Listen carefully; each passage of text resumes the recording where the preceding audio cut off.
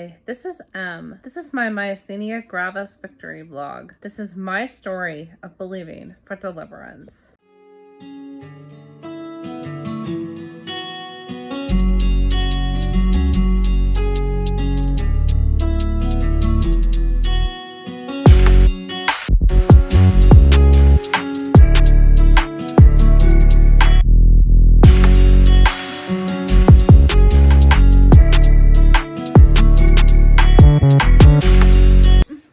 Welcome to episode 14 of Emmeline's Deliverance Vlog. Today we're going to talk about communication and how to handle it whenever communication gets really broken down. Typically whenever we end up in a fight, kind of like with the mouthwash incident. Yes. Do you remember the mouthwash incident? I remember the mouthwash incident. Do you remember the mouthwash incident? Yeah, you spilled mouthwash in my car. This never happened. Yeah, so he spilled mouthwash in my car. And I was like, so I go up to him and I'm like, well, you spilled mouthwash in my car. Now it's going to smell like mouthwash. And what did you do? I felt very offended by it because every time you mentioned it, I thought to myself, I was supposed to be an accident. Why are you constantly bringing up the mouthwash incident? The reason why I brought it up is because I wanted him to know that I knew it was an accident. But I also wanted him to know that I would be thinking of him because it smelled good. And so I wasn't offended. I was like, well, it's going to smell good. It smells like mouthwash.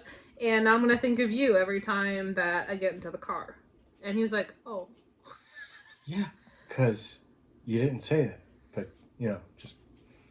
Lack of communication here between the two of us. Anyway, this is why we should definitely make sure that our words are motivated with love. Our words help elevate on the other's thinking to the word. And our words cultivate unity on the word. And before we speak, we should definitely ask ourselves these 3 questions. Is it profitable? Is it kind? Is it true? If it doesn't fit those 3 questions, if any one of those questions says no, you shouldn't say it. And what's the verse you have to go along with all of those? James 1:19. Wherefore, my beloved brethren, let every man be swift to hear, slow to speak, slow to wrath. Those are some excellent keys. To go along with that, if you're having a serious discussion with your significant other, such as what we have had many, many a time, there are some keys that you want to keep in mind. You don't want your voice to be raised, and you don't want to use profanity. Practice using I statements. Choose the right time. Listen to understand. Don't listen to respond. Take a break if emotions are high. Don't let the sun go down upon your wrath. Forgive often and quickly. Apologize. Say thank you to I'm sorry. I want to end with the scripture that goes really well with these points of communication. Proverbs 21:23 says, whoso keepeth his mouth and his tongue keepeth his soul from troubles.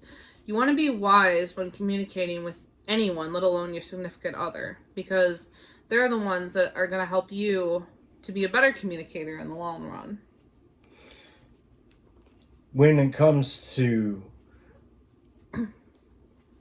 people with autoimmune disorders and other illnesses out there, bad communication can actually lead to symptom flare-ups and more troubles in the long run than what you really are prepared for. So really is a good idea to make sure to ask yourselves those key questions. Yeah, definitely. I would definitely agree with that. That if you're not standing on the word and you're not checking your communication, I have wound up a serious flared up mess when I'm not communicating properly with my significant other. So make sure you're communicating. Because if you're not, your body will tell you. Next week, we're going to focus on a series of something new called pressure. And we'll tell you what that is next week. God bless you.